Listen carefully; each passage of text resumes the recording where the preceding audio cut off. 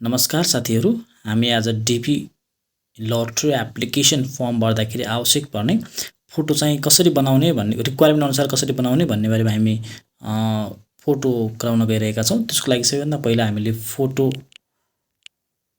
Tool भन्ने application हामीले खोल्नुपर्ने हुन्छ।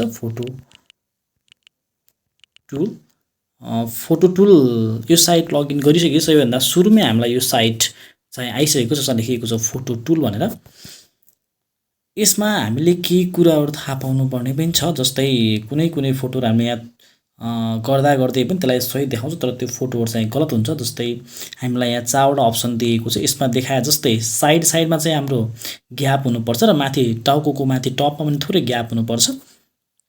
र अर्को कुरा हामीले ध्यान दिनुपर्ने कुरा भनेको भने हामीले खिचेको फोटोमा ब्लर चाहिँ हुनु हुँदैन। सकेसम्म हामीले ब्याकग्राउन्डमा व्हाइट कलर नभए अरू कुनै पनि कलर चाहिँ युज गर्न सक्छौं। यो फोटो चुज गर्दाखेरि जस्तै यहाँ एक्सेप्ट एन्ड प्रोसिड देखाइदियो हेर्नुस्, तर यो फोटोको माथि टाउको कटेको छ। यो फोटो चाहिँ एक्सेप्टेबल हुँदैन। त्यही भएर हामीले चाहिँ के गर्न सक्छौं भने जस्तै मैले फोटो ल हेरौँ है। यो फोटोमा म आफ्नो यो आँखामा ठ्याक्कै यो लिएर राख्छु मैले, ठ्याक्कै त्यसपछि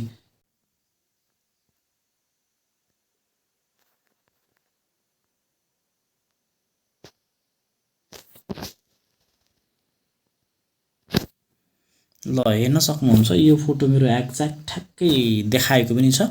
र यो फोटोको रिजोल्युसन मेरो लगभग 2500 को हाराहारीमा थियो र यसको साइज चाहिँ मेरो 1.6 MB थियो। र यो लिइसकेछ। अब यसलाई मैले एक्चुअली डाउनलोड एक्सेप्ट एन्ड प्रोसिडबाट गएर डाउनलोड गर्छु